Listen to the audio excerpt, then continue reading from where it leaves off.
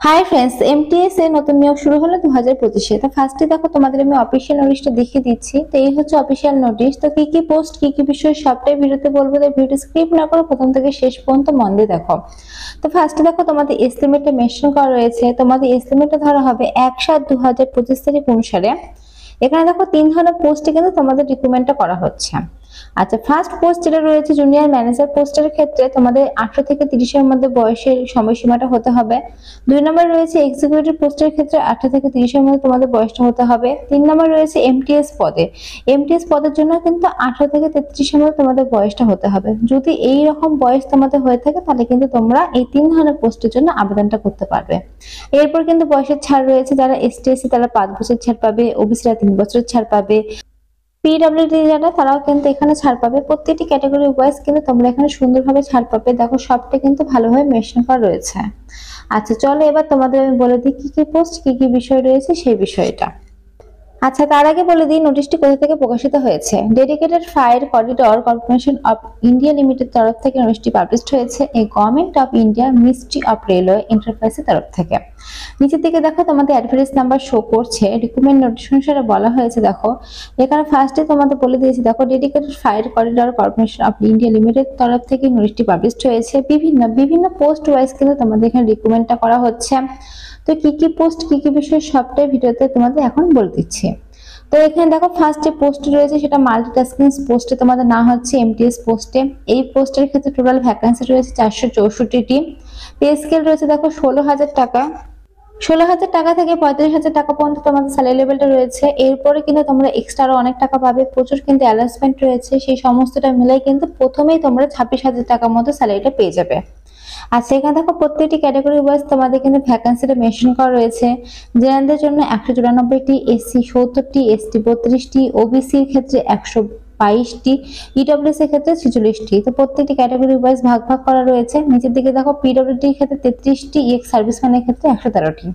তো total vacancy রয়েছে 464টি, কিন্তু শূন্য পদে না হচ্ছে। মেডিকেল স্ট্যান্ডার্ড বলেছে A2 লেভেল অনুসারে তোমাদের মেডিকেল স্ট্যান্ডার্ডটা দেখা হবে। আচ্ছা এসেনশিয়াল কোয়ালিফিকেশন বলেছে ম্যাট্রিকুলেশন তোমাদের পাস থাকতে হবে, তার সঙ্গে থাকতে হবে আইটিআই। যদি আইটিআই তোমাদের থাকে এবং ম্যাট্রিকুলেশন অর্থাৎ মাধ্যমিক পাস যদি তোমরা করা থাকে তাহলে কিন্তু এই যে পোস্টটা যেটা দেখিয়ে দিন সেই পোস্টের জন্য তোমরা আবেদনটা করতে পারো। আচ্ছা এর পরে পোস্ট রয়েছে তোমাদের এক্সিকিউটিভ পোস্টে তোমাদের না হচ্ছে। টোটাল ভ্যাকান্সি রয়েছে 75টি ভ্যাকান্সি রয়েছে। এখানে জেনারেলদের জন্য রয়েছে 28টি, এসসি 9টি, এসটি 7টি, ওবিসির ক্ষেত্রে 23টি, ইডব্লিউএস 8টি, পিডব্লিউডি 3টি এবং ইএক্স সার্ভিসম্যানের জন্য 10টি। টোটাল কিন্তু তোমাদের রয়েছে 75টি শূন্যপদ। মেডিকেল স্ট্যান্ডার্ড বলেছে A3 লেভেল অনুসারে তোমাদের না হবে। আচ্ছা এসেনশিয়াল কোয়ালিফিকেশন তোমাদের দেখো এখানে বলে দিয়েছে 3 years diploma in electrical electronics.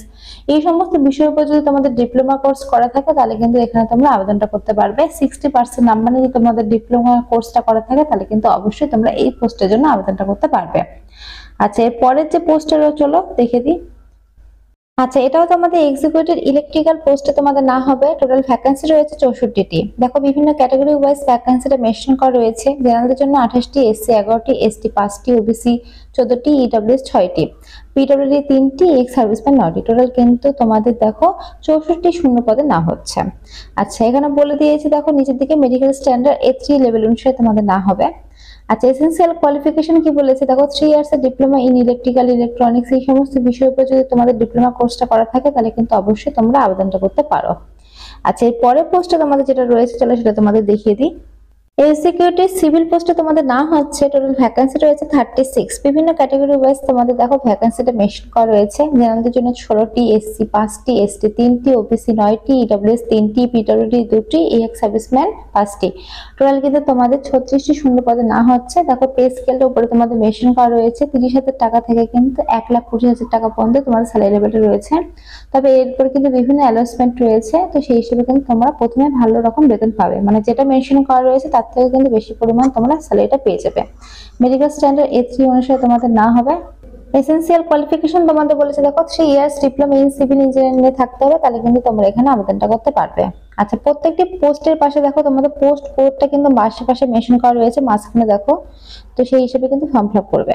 আচ্ছা এই পোস্টের ক্ষেত্রে তোমাদের দেখো মেনশন করা রয়েছে এখানে জুনিয়র ম্যানেজারের ফাইন্যান্স পদে না হচ্ছে। 3টি শূন্যপদ রয়েছে। দেখো জেনারেলদের জন্য 1টি রয়েছে, তারপরে দেখো ওবিসির জন্য 2টো রয়েছে, PWT সার্ভিসম্যানের জন্য নেই।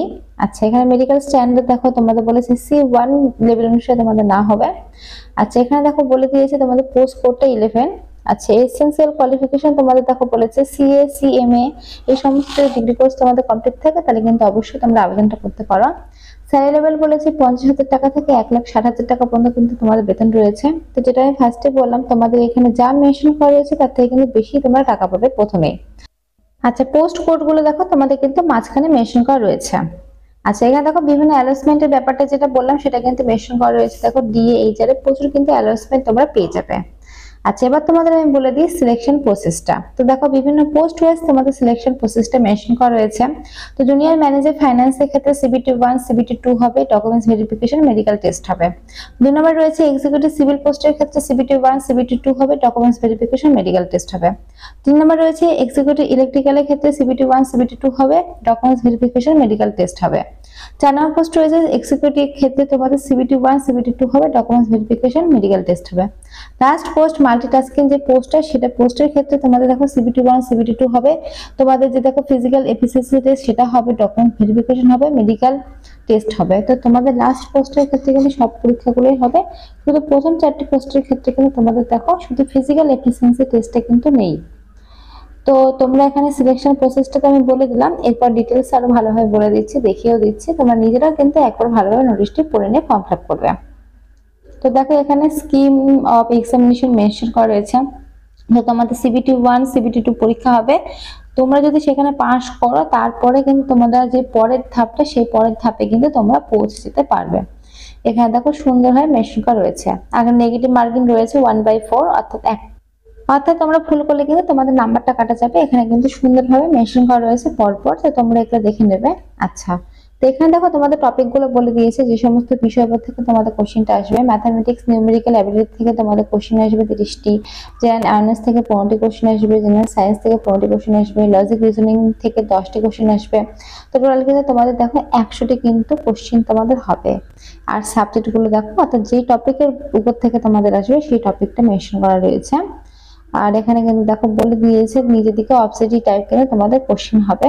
তো তোমরা নিজেরা একবার ভালোভাবে কিন্তু নোটিশটা তোমরা পড়ে নিবে। যেগুলো মেন সেগুলো তো আমি তোমাদেরকে বলে দিচ্ছি, তাও কিন্তু নিজেরা একবার ভালোভাবে পড়ে অনলাইনের মাধ্যমে ফর্ম ফিল আপটা করে দেবে।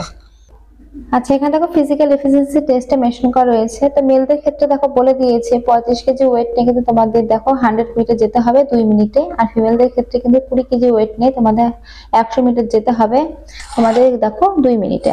আচ্ছা, তারপরে বলেছে দেখো তোমাদের এই যে 1000 মিটার দেখো বলেছে তোমাদের 4 মিনিটে কিন্তু কমপ্লিট করতে হবে, 4 মিনিট 15 সেকেন্ড তোমাদের এটা কিন্তু দৌড়াতে হবে। আর ফিমেলদের ক্ষেত্রে কিন্তু 1000 মিটার দৌড়াতে হবে 5 মিনিট 40 সেকেন্ডে। তো তোমাদের কিন্তু এটা ফিজিক্যাল এফিসিয়েন্সি টেস্ট হবে, মেল ফিমেল উভয়ের ক্ষেত্রে কিন্তু হবে।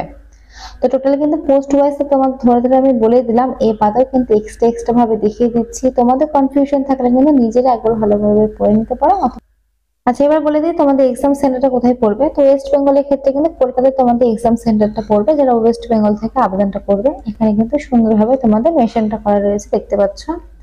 আচ্ছা, অ্যাপ্লিকেশন ফিস যারা জুনিয়র ম্যানেজার এক্সিকিউটিভ পোস্টের জন্য আবেদন করবে, জেনারেল ওবিসি ইডব্লিউএস এর ক্ষেত্রে NCL তাদের ক্ষেত্রে 1000 টাকা লাগবে। আর যারা মাল্টিটাস্কিং স্টাফের জন্য আবেদন করবে, জেনারেল ওবিসি NCL ইডব্লিউএস তাদের ক্ষেত্রে 500 টাকা লাগবে। এখানে দেখো মেনশন করা রয়েছে। আচ্ছা, তারপরে দেখো এক্সট্রা কিছু ডিটেলস মেনশন করা রয়েছে, তোমরা এগুলো দেখে নেবে। আচ্ছা, এখানে দেখো তোমাদের লাস্ট ডেটটা আরো একবার বলে রাখি, 22শে মার্চ 2025 তারিখ পর্যন্ত তোমাদের লাস্ট ডেটটা রয়েছে। আর তোমাদের কিন্তু ফার্স্ট যে এক্সামিনেশনটা যেটা হবে CBT এক্সাম, সেটা হবে এপ্রিল মাসে। সেকেন্ড তোমাদের কম্পিউটার বেসে যেটা এক্সাম, সেটাও কিন্তু হবে তোমাদের আগস্টে।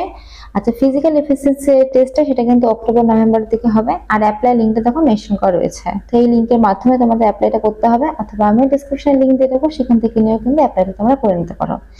তবে অ্যাপ্লাই করার আগে কিন্তু নিজেরা একবার ভালোভাবে নোটিশটা পড়ে নেবে। নোটিশটা পড়ে নিয়ে তারপরে কিন্তু অনলাইনের মাধ্যমে অ্যাপ্লাইটা করে দেবে। তো ফ্রেন্ডস, আজকের মতো এইটুকুই। ভিডিওটি ভালো লাগলে অবশ্যই লাইক করো, আর নতুন আপডেট পাওয়ার জন্য চ্যানেলটা অবশ্যই সাবস্ক্রাইব করে রাখো। যেহেতু এটা অল ওভার ওয়েস্ট বেঙ্গল জুড়ে আবেদন হচ্ছে, তাই অবশ্যই কিন্তু তোমরা তোমাদের ফ্রেন্ডের সাথে শেয়ার করতে পারো এই ধরনের চাকরি আপডেট পাওয়ার জন্য, এবং সবাই যাতে ফর্ম ফিল আপটা করতে পারে। তো আজকের মতো এইটুকুই। ধন্যবাদ আমার ভিডিও দেখার জন্য। আর এরকমই আপডেট পেতে অবশ্যই কিন্তু চ্যানেলটি সাবস্ক্রাইব করে রাখো। Thank you.